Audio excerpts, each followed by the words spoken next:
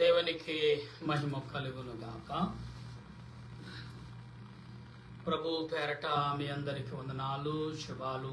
మరణాత. Happy Christmas, merry Christmas. క్రీస్తు నేడు పుట్టిను. హల్లెలూయా.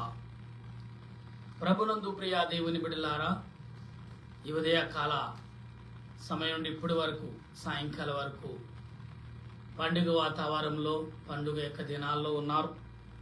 చక్కటి పండుగలు, చక్కటి వాతావరణంలో మీ అందరూ కూడా నడిచారని నమ్ముతూ అటువంటి పండుగలు జరుపుతున్నారని, సంఘాల్లో, కుటుంబాల్లో కొనసాగిస్తున్నారని నమ్ముతూ మన ప్రభువును రక్షకుడనే యేసుక్రీస్తు నామమున మీ అందరికీ శుభాలు తెలియపరుస్తున్నాను. ప్రియులారా, ప్రార్థన చేసుకుందాం. 22వ రోజు దేవుడు మరి నిన్నటి కాలంలో ఆరాధనలో అనేక సంఘాలలో దేవుడు మనల్ని నడిపించాడు.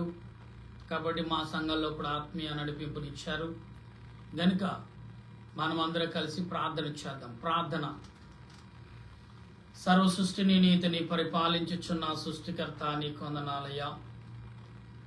ఈ సమయంలో నీ నామాన్ని బట్టి ప్రార్థించుటకు, నీ నామాన్ని బట్టి స్తుతించుటకు, నీ నామాన్ని బట్టి కొనియాడుటకు మాకు ఇచ్చిన గొప్ప కృపను బట్టి వందనాలు, స్తుతులు చెల్లిస్తూ ఈ సమయంలో ప్రభా ప్రార్థిస్తుండగా దేవా, నీ ఆలోచన, నీ తలంపులు నాకు అనుగ్రహించి మమ్మల్ని బలపరిచి నడిపించమని, నీ దీవెన ఆత్మీయ నడిపింపును, నీ దీవెన తలంపులు నాకు అనుగ్రహించి బలపరచుమని, నీ సహాయమును మాకు దయ చూపించమని, నీ దేనదాసుడైన నన్ను, నా కుటుంబాన్ని, నా తలంపులన్నిటిని బట్టి వందనాలు చెల్లిస్తూ ప్రభువా, నీ ఆలోచన, నీ క్రియలు నాకు అనుగ్రహించుమని ఆత్మరక్షణకర్త అయిన యేసుక్రీస్తు యొక్క దివ్యమైన నామమును అడుగుచు, ఈ ఆనంద మాసంలో నిబిడలైన వారికి ఏ మాటలైతే నువ్వు ప్రకటించున్నావో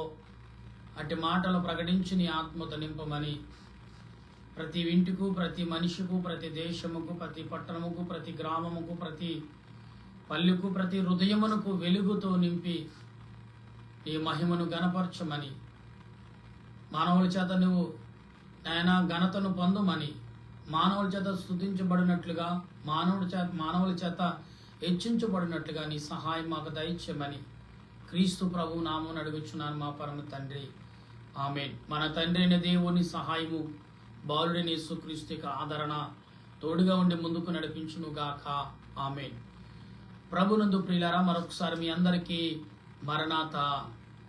ఎందుకు అంటే దేవుడు తన ఆత్మీయ క్రియను బట్టి అనేక రీతిలుగా మనల్ని వాక్యము ద్వారా, అనేకమైన హెచ్చరికల ద్వారా దేవుడు మాట్లాడుతూనే ఉన్నాడు. ఉదయకాలం అయితే క్లుప్తంగా కొన్ని మాటలు, హెచ్చరికలతో కూడిన మాటలు మనకు అందించబడుతున్నాయి. ఎందుకంటే మనం ఇక్కడ పాపమును జయించుట అనే మాటను ఉదయకాలం దేవుడు మనకి ఇచ్చాడు. పాపమును జయించుట అంటే సామాన్య జయించుట. ఈ జయించుట, పాపమును ఎలా జయించాలో అని మనం గమనించినప్పుడు, పాపము అనే మాటకు అర్థం ఏంటంటే శాపము. పాపముకు అర్థం శాపమేనండి. మనుషుడు ఏమాత్రము కూడా కోలుకొని దెబ్బ ఏదైనా ఉంది అంటే, తలుగుతుందంటే అది మానవుడు చేసిన చిన్న తప్పిదమే ఇలా శాపంగా మారిపోతుంది ప్రియులారా. ఎందుకంటే ఈ శాపానికి దేవుడు అందించుచున్న ఈ క్రియలు ఏదైతే ఉన్నాయో ఇవన్నీ కూడా అనేకమైన రీతిలుగా దేవుడు ఇస్తూనే ఉన్నాడు. కనుక మనం గమనిస్తూ దేవుని ఎడల విశ్వాసము, నమ్మకము కలిగి ప్రార్థించేవారుగా ఉండవలసిన వారమైనాం. ప్రియులారా, దేవుడు తన వాక్కు ద్వారా అనేకమైన విషయాలు అందించినప్పటికీ, దేవుడు తన ప్రణాళికని మనకు ఇచ్చుచున్నప్పటికీ, దేవుడు తన కృపను మనకు చూపుచున్నప్పటికీ మనం ఎంత జాగ్రత్త కలిగి ఉన్నామనేది గమనించాలి. ఈ రోజుల్లో చాలామంది చాలా విధములుగా ఆలోచిస్తున్నారు. ఎందుకంటే ఆలోచన తగ్గ జీవితం వారికి దొరకట్లేదు. ఎందుకంటే అనేకమైన రీతిగా మనం అనేకమైన ఆలోచనలతో మనము కలిగి ఉన్నాం. అయితే ఈ ఉదయ కాలంలో అనేకమైన దృశ్యాలు మనకు చూసి ఉండవచ్చు, అనేక విధములుగా మనకు ఆలోచన కలిగి ఉండొచ్చు. కానీ దేవుడు చూపుచున్న ప్రతి క్రియ ఏమై ఉందంటే ఆత్మ సంబంధముగా ఉన్నదని మనం గమనించాలి. ఎందుకంటే ప్రియులారా, దేవుడు తన క్రియలను, తన ఆలోచనను అనేక రీతిలుగా బయలుపరుస్తున్నప్పటికీ దేవుడు ఏమై ఉన్నాడు, ఏ రీతిగా బయలుపరుస్తున్నాడు అనే విషయాన్ని మనం కలిగినప్పుడు దేవుడు తన ఆత్మ తలంపులను బట్టి నిన్ను నన్ను బలపరుస్తున్నాడు. కాబట్టి ఈ వాక్యము ఎందుకంటే భూలోకములో పాపమును జయించి విజయం సాధించటానికి మనకు ఈ వాక్యాన్ని దేవుడు ఇస్తున్నాడు. ఈనాడు వాక్యం యేసు ప్రభు యొక్క పుట్టుక నిమిత్తము అనేక మీతలుగా అనేక సంవత్సరాల నుంచి వింటూనే ఉన్నాం.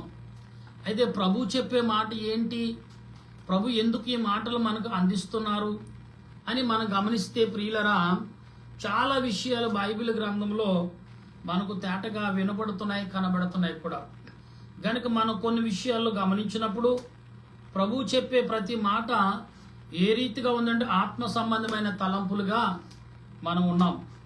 గనుక ఈ రోజుల్లో ఏమైతే మనం ఆత్మ తలంపులు కలిగి మనం ప్రార్థించేవారుగా ఉండవలసిన వారమైన ప్రియులరా, దేవుడు భక్తులతో మాట్లాడిన మాటలు ఏ రకంగా ఉన్నాయి అంటే ఏ రకంగా ఆయన మాట్లాడాడు. ఇవాళ అపోస్తుడైన పౌలు గారు మనకిచ్చే అంశాలు రోజు అంశమును బైబిల్ గ్రంథమును ప్రతి పాఠము మీకు చదువుతూ దాన్ని వివరిస్తున్నాయి ఉన్నాను. ఎందుకంటే మాకు తెలుసు కదా అనుకోవచ్చు ప్రియులారా, చాలా మందికి కొందరకు వాక్యక భావము ఇదే అంశము దేవుడు మరొక తలంపునివ్వచ్చు, ఇదే అంశం మరొక ఆశీర్వాదంగా మార్చవచ్చు. తలంపులు అంటే వాక్యం రాత ఒకటైనా కానీ తలంపులు అనేక రకాలుగా దేవుడు మనకిస్తాడు. అందుకే వాక్యాన్ని ఒక కోణంలో చూడగలరు, 4 కోణాలతో చూడాలి వాక్యాన్ని. అప్పుడు వాక్యం ఏ రీతిగా నీకు సహకరిస్తుంది, ఏ రీతిగా నేను బలపరుస్తుంది, ఏ రీతిగా నేను దృఢపరుస్తుంది, ఏ రీతిగా నేను నడిపిస్తుంది, ఏ రీతిగా నీకు తోడై ఉంటుంది అనేది మనం గమనించాలి. అప్పుడే వాక్యము మనకు అర్థం అవటానికి కూడా చాలా సమయం పడుతుంది. అందుకనే ఇవాళ బైబిల్ గ్రంథంలో ఎవరిని చూసినా కానీ దేవుడు తన అనుకూలమైన రీతిగా వారిని నలిపి వారిలో ఉన్న క్రియలు, వారిలో ఉన్న స్కిల్ను బయటకు తీసి ఇది కరెక్ట్ అయిన అనుకుని అప్పుడు వారిలో ఆ స్కిల్ను స్థిరపరిచి దాని ద్వారా దేవుడు నడిపించాడు.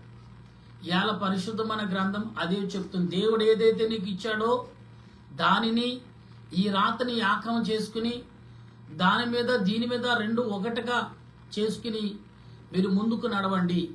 నడిచినప్పుడు దేవుడు నీ స్కిల్ను డెవలప్ చేస్తాడు.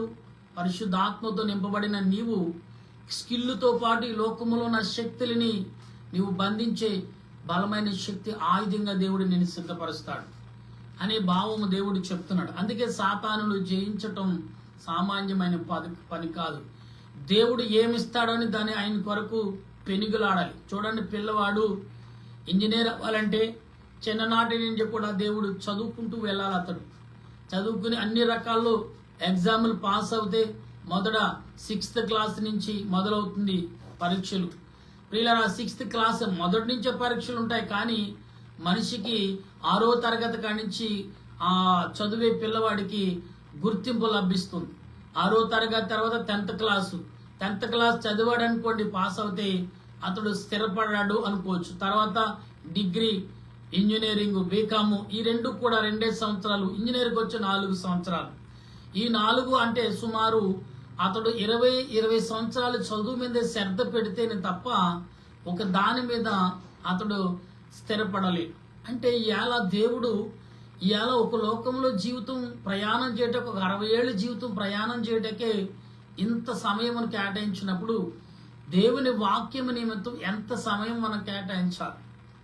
దేవుని వాక్యమును వినటానికి కానీ దాన్ని ధ్యానం చేయటం కానీ గ్రహించడానికి ఎంత సమయం మనం వెచ్చించాలి. ఈ సమయం వెచ్చించకుండా బోధకుడు చెప్పింది వింటాం, వెంటనే విని దాన్ని వెంటనే బయటికి రాగానే మర్చిపోవటం. అడుగుతాడు, అమ్మా మీకేం చెప్పాను అని. ప్రియులారా, స్కిల్ నేర్చుకున్నవాడు ఫస్ట్ క్లాస్ నుంచి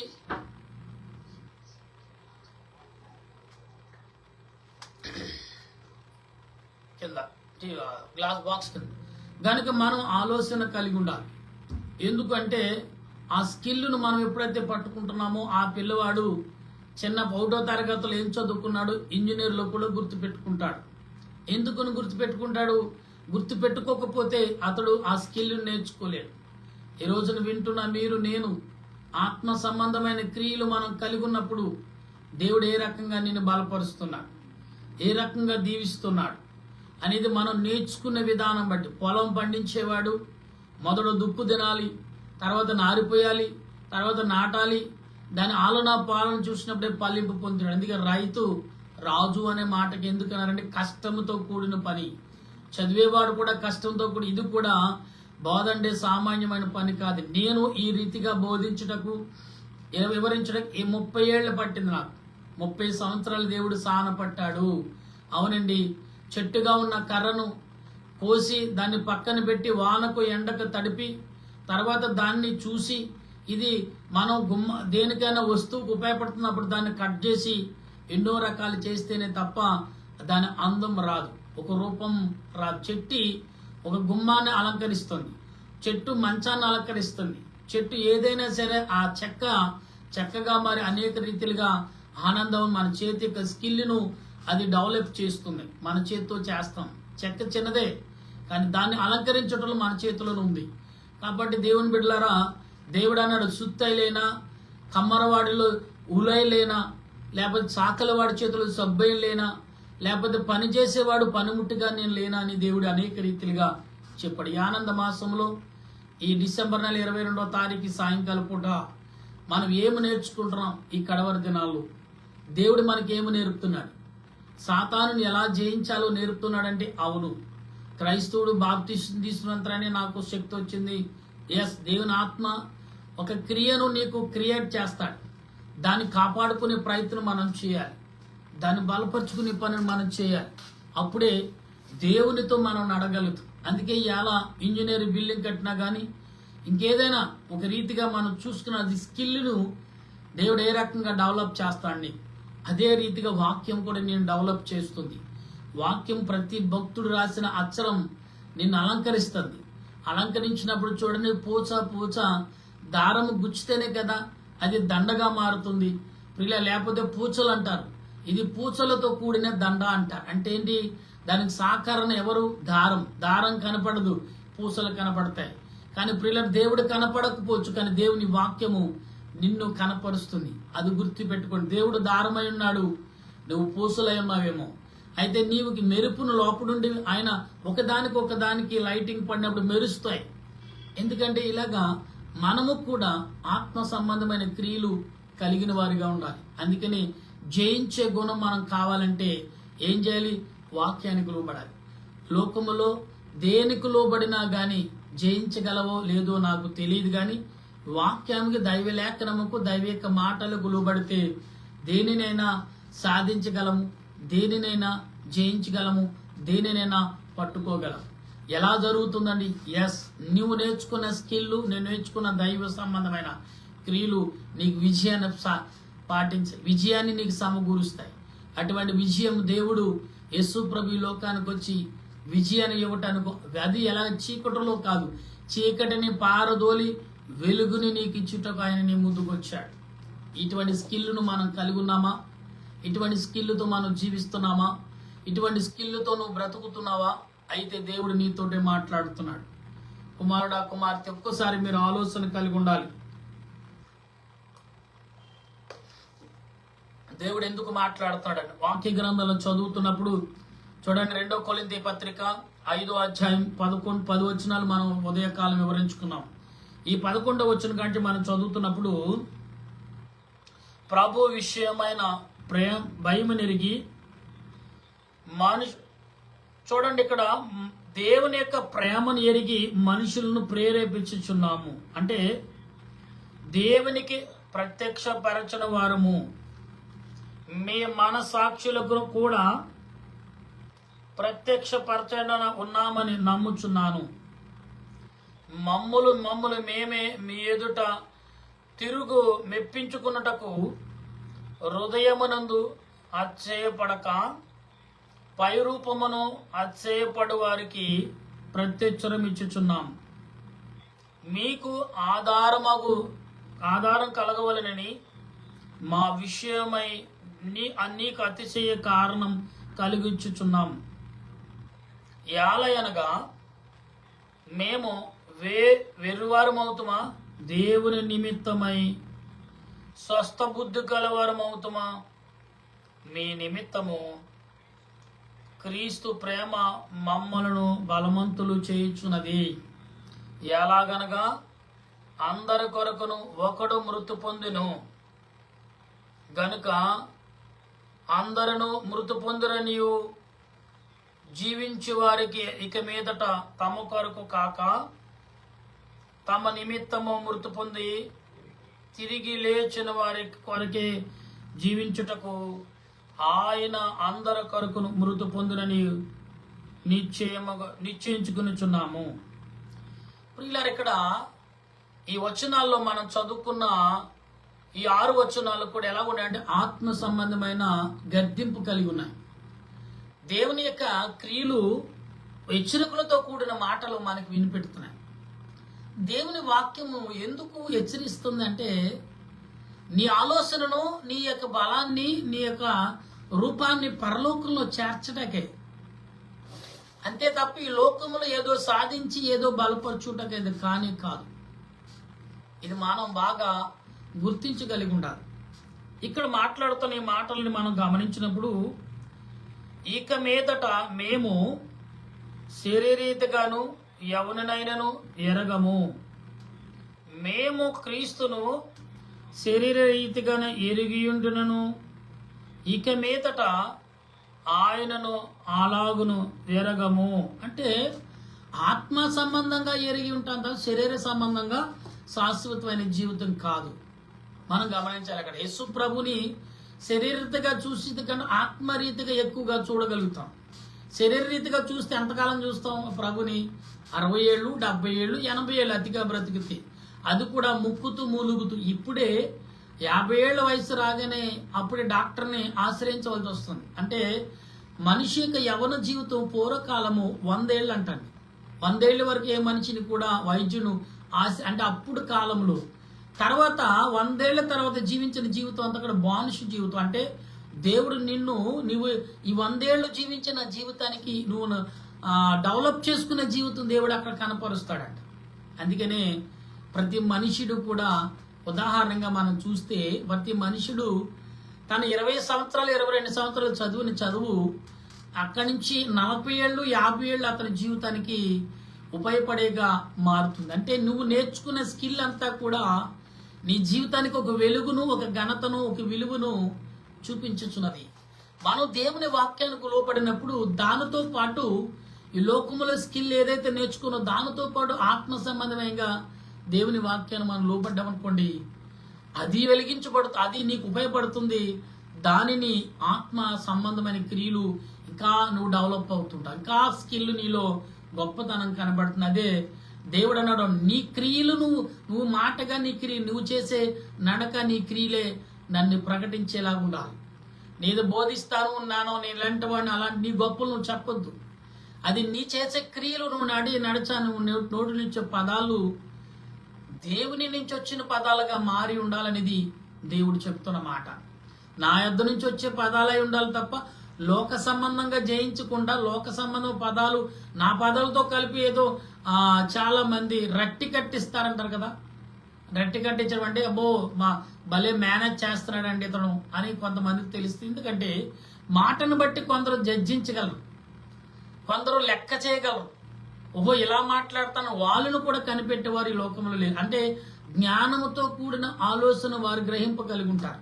అటువంటి విషయాలు మనకు అందిస్తాడు. ఇక్కడ చదివితే కాగా 17వ వచనంలో ఎవడైనాను క్రీస్తునందును ఎడల వాడు నూతన సృష్టి, పాతవి గతించెను, ఇదిగో కొత్త వాయును. అంటే నీ జీవితంలో పాతవి గతించుతున్నాయంటే కొత్తది వస్తుందంటే దేవుడి యొక్క ఆత్మకు లోబడినప్పుడు నువ్వు దేనినైతే భూలోకంలో జయించుకుంటున్నావో కొత్తగా మారుతుంది. పాతది జయించావు కాబట్టి కొత్త దాని కొరకు కొత్తది ఆ ప్లేస్లో కొత్తది వస్తుంది. పాతది పోగొట్టామని చూడండి, పాత వస్త్రాలు పోతే ఆ వస్త్రాలు ఏమొస్తున్నాయి? కొత్త వస్త్రాలు వస్తున్నాయి. అలాగనే ఇవాళ ప్రతిదానికి ఈ లోకంలో అర్థం ఉంది.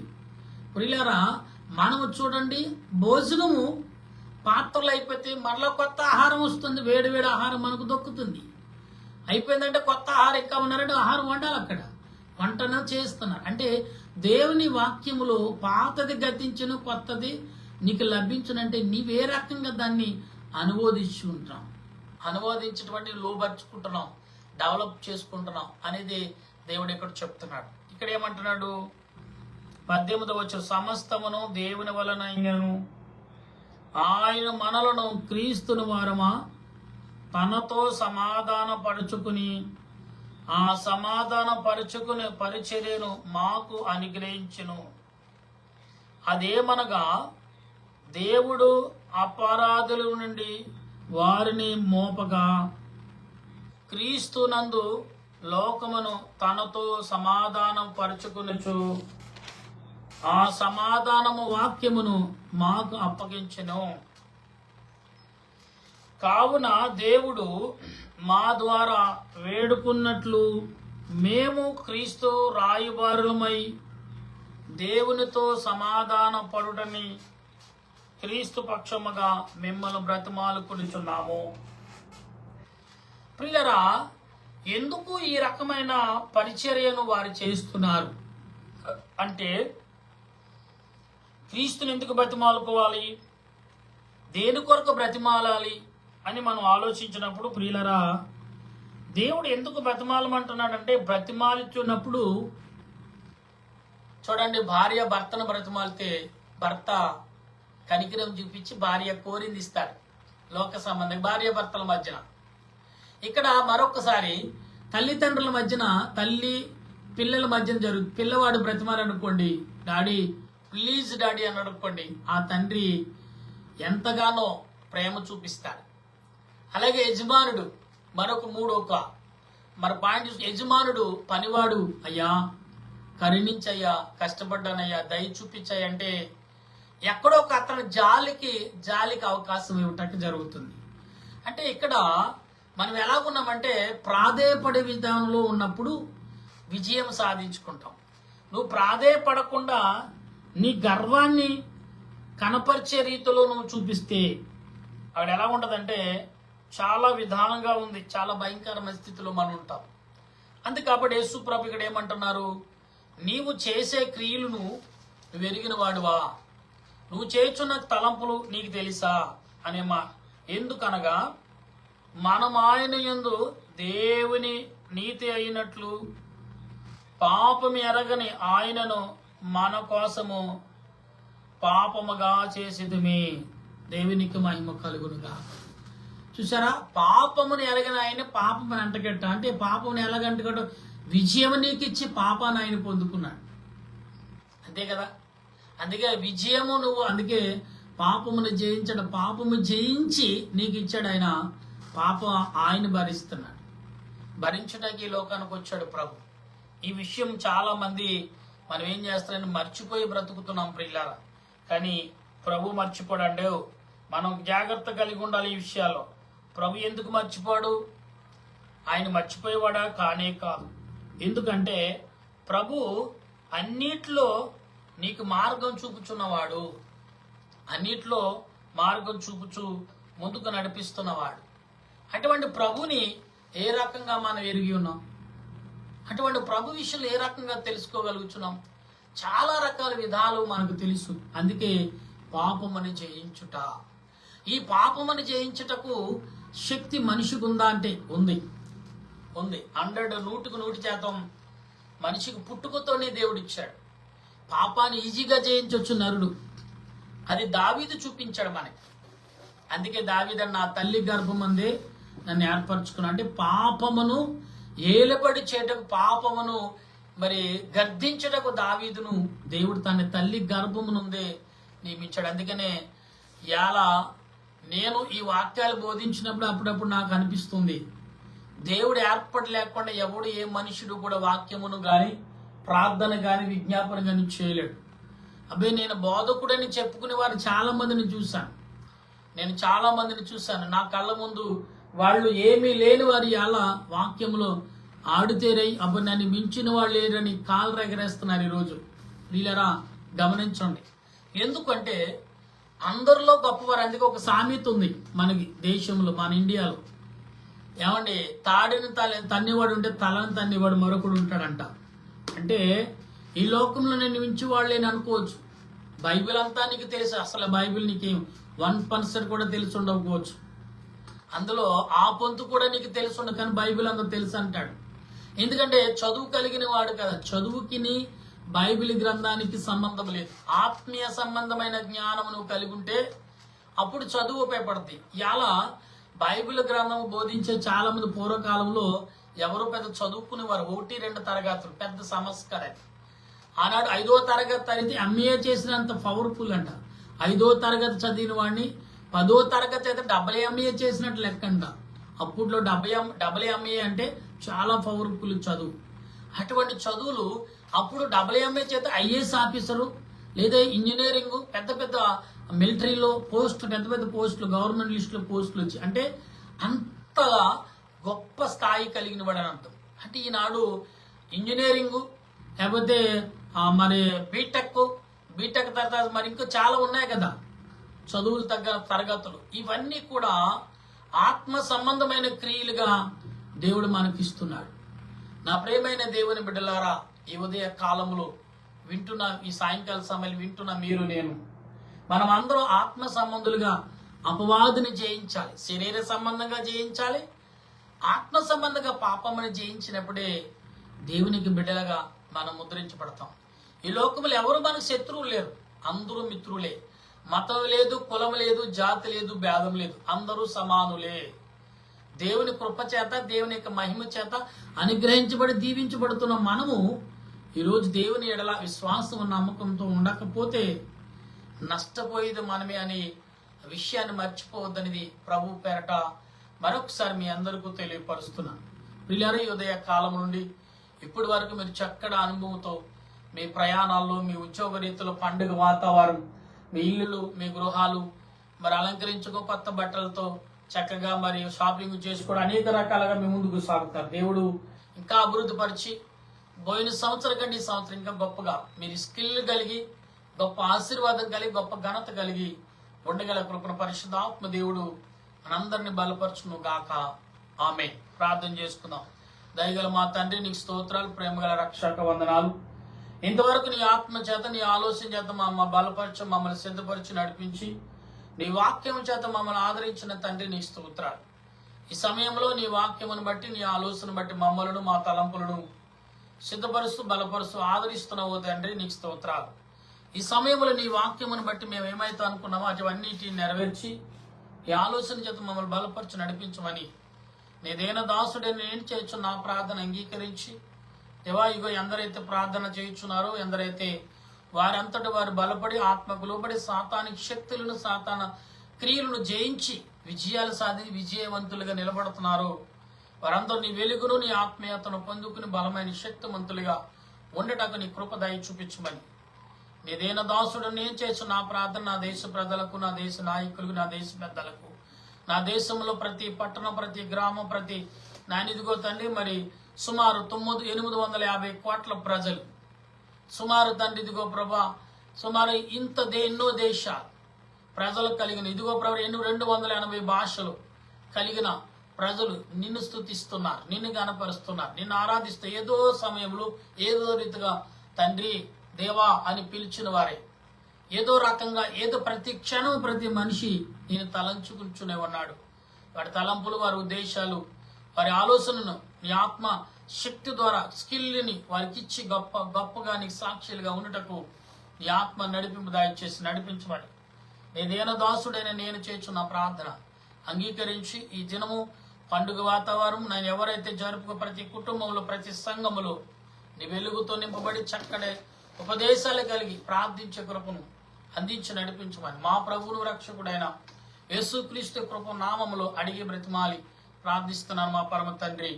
ఆమె. పరలోకమ పరమ తండ్రి, నామన పరిశుద్ధమొచ్చునుగా, నీ రాజ్యం వచ్చునుగా, నీ చిత్తం పరలోకమందు నెరవేరినట్లు భూమి మీద నెరవేరిన గాక. మనదుడు దయచేసి మా ప్రార్థన చేసి వారిని క్షమించిన ప్రకారం మా ప్రార్థన క్షమించు, మా శోధనకి తప్పించు, మా రాజ్యము శక్తి మహిమ నిరంతర దీవెనవుతండి. ఆమె.